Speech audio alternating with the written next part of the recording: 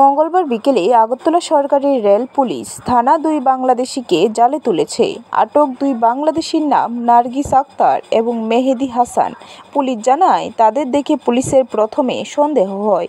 তারপর পুলিশ তাদের জিজ্ঞাসাবাদ করলে তারা জানায় দিল্লি যাওয়ার উদ্দেশ্যে ট্রেন দিয়ে রওনা হতে এসেছে। তারপর পুলিশ তাদের কাছে ভারতীয় নাগরিকত্বের নথিপত্র দেখানোর জন্য দাবি করে। তখন তারা পুলিশকে কোনো নথিপত্র দেখাতে পারেনি। পুলিশের জোর জিজ্ঞাসাবাদে তারপর তারা স্বীকার করে তারা বাংলাদেশের নাগরিক। তারপর পুলিশ তাদের আটক করে জিজ্ঞাসাবাদ শুরু করে। আগরতলা জিআরপিএস এবং আরপিএফ আমরা প্রত্যেকদিনের মতোই কালকে আমরা চেকিং করছিলাম বিভিন্ন প্ল্যাটফর্মগুলো। তো ওই সময় ১ নম্বর প্ল্যাটফর্ম তখন আনুমানিক 4:30 বাজে। তখন দেখলাম যে একজন মহিলা আর একজন পুরুষ তারা ওই ট্রেনে ওঠার চেষ্টা করছে। তারপর আমাদের দেখে সন্দেহ হলো।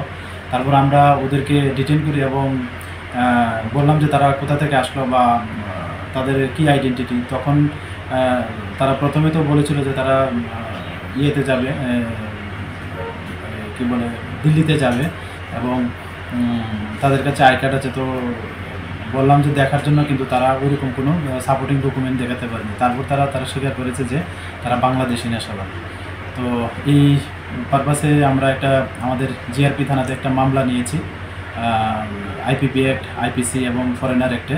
তো আজকে তাদের মহামান্য আদালতে প্রেরণ করা হবে। ব্যুরো রিপোর্ট, খবর ত্রিপুরা।